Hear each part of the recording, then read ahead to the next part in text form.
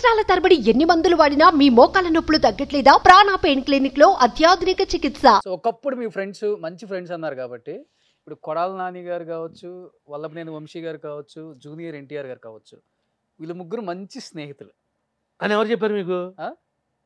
Google తీసి ఫోటోలు తీయండి, ఎప్పుడు ఎప్పుడైనా కానివ్వండి. వినండి, మీరు అన్నారు కదా నాకు ఒకప్పుడు స్నేహితులు అని. వినండి. మీరు ఒకప్పుడు నాకు స్నేహితులు అన్నారు కదా. అవును, కరెక్టే. మంచి స్నేహితులు కదా. 13 ఏళ్ళ నుంచి నేనేం ఫోటో కూడా చూడలేదు. వాళ్ళ బంధం అలానే ఉందా? కాదు కదండి. మీరు నిజంగా వాళ్ళ ముగ్గురే ఫ్రెండ్స్ అయితే 13 ఏళ్లలో బోల్డెన్ అకేషన్స్ ఉన్నాయి, బోల్డెన్ పార్టీలు జరిగినాయి, ఫంక్షన్స్ జరిగినాయి. వాళ్ళ క్లోజ్నెస్ ఎక్కడుందో ఒకసారి బయట పెట్టమని అడుగుతున్నాను నేను. నిజంగా ఉండుంటే అసలు వాళ్ళు ఎవరైతే మీ ముగ్గురు ఒకటి అని ఈ తెలుగు ప్రజలకి నమ్మబలుగుతూ వాళ్ళు మాతో ఉన్నారని వీళ్ళు చెట్టు పేరు చెప్పుకుని కుక్కమూతి పిందెలు ఏవైతే 2 ఉన్నాయో రాజకీయాల్లో, ఈ 2 పిందెలకి జూనియర్ ఎన్టీఆర్కి ఏమీ సంబంధం లేదని నేను అంటాను.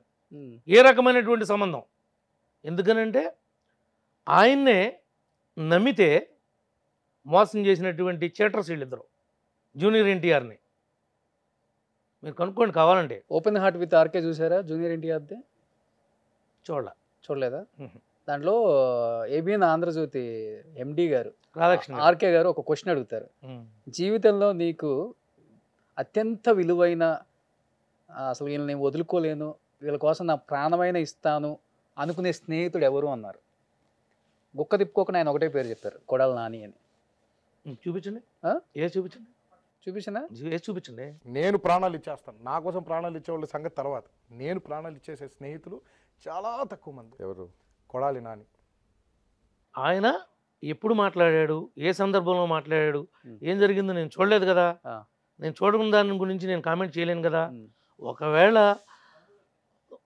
ద్రోహం చేశాడు మేబీ, కానీ చేస్తాడులే మనోడే కదా అని సరిపెట్టుకుని అనుంటే జూనియర్ ఎన్టీఆర్ గారు నేనేం దానికి సమాధానం చెప్పలేను.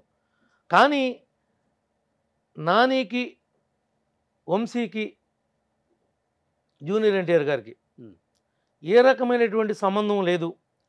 వీళ్ళు అదుర్ సినిమాలో ప్రొడ్యూసర్స్గా ఉన్నప్పుడు ఆయనకి ఇక్కడ కోకాపేటలో భూమి కొంటున్నామని చెప్పి 8,30,00,000 రూపాయలు ఆ రోజుల్లో అదుర్ సినిమా రిలీజ్ అయినప్పుడు రోజుల్లో డబ్బులు తీసుకుని, భూమి లేదు డబ్బులు లేవు. ఈనాడు కోకాపేటలో ఎకరం ఖరీదు మొన్న 100 కోట్లకి వెళ్ళిందని మీకే తెలుసు.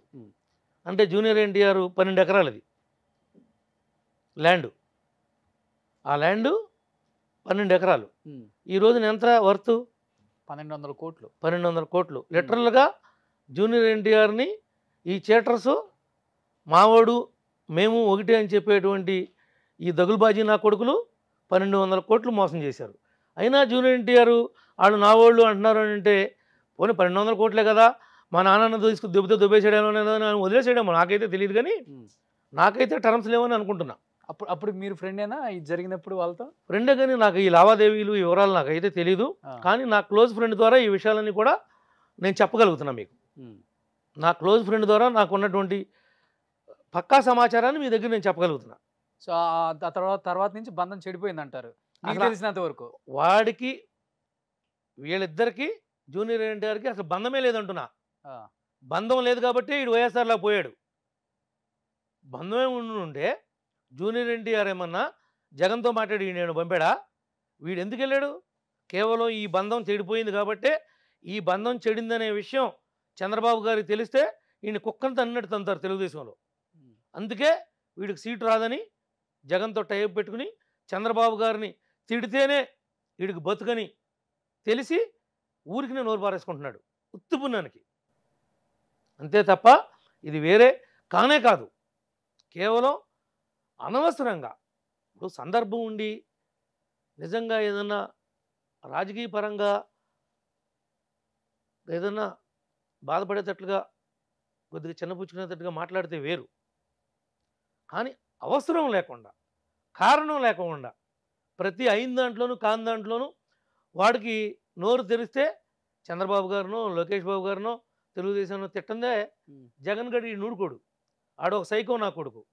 ఆడు సైకో వీక్నెస్ అంతా వీడికి తెలుసు. ఆ సైకో నా కొడుకు వీక్నెస్ అంతా వీడికి తెలుసు.